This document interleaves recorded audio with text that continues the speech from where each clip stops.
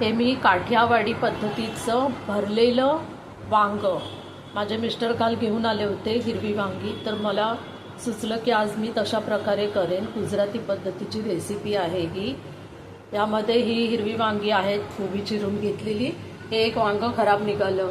हे दाण्याचं कूट आहे, गरम मसाला आहे, लाल तिखट आहे, हळद आहे, सफेद तीळ आहेत, कोथिंबीर चिरलेली, मीठ, लिंबाचा रस आहे, टोमॅटो चिरलेला आहे, उभे चिरलेले बटाटे आहेत. हे शेवायचे मी मिक्सरला वाटून घेणार आहे, मिक्सरला फिरून. आणि हे आलं आणि मिरचीचा ठेचा आहे, हिरव्या मिरचीचा. घरी बनवलेले शेव होते ते मी अशा प्रकारे मिक्सरला म्हणजे असे भरडून घेतले.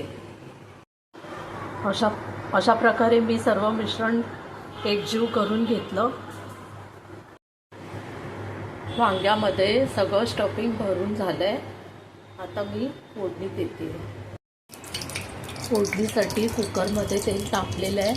त्यामध्ये आता ही मोहरी घालते मी, जिरं घालते,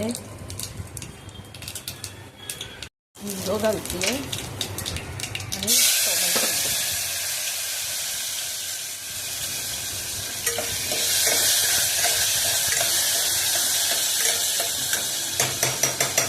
अशा प्रकारे फोडणी केली.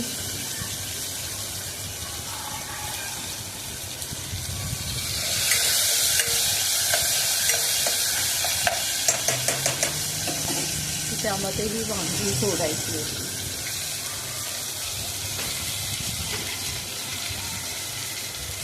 वांगी सोडली की सगळं मिश्रण टाकून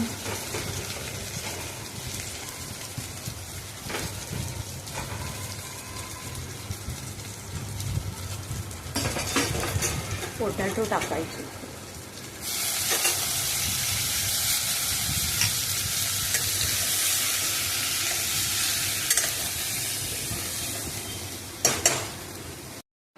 अंदाजे पाणी टाकून थोडंसं मीठ शिवरायचं, म्हणजे अंदाजे. आणि नंतर मग कुकरचं झाकण मारून एक शिटी करायची, जास्त नाही.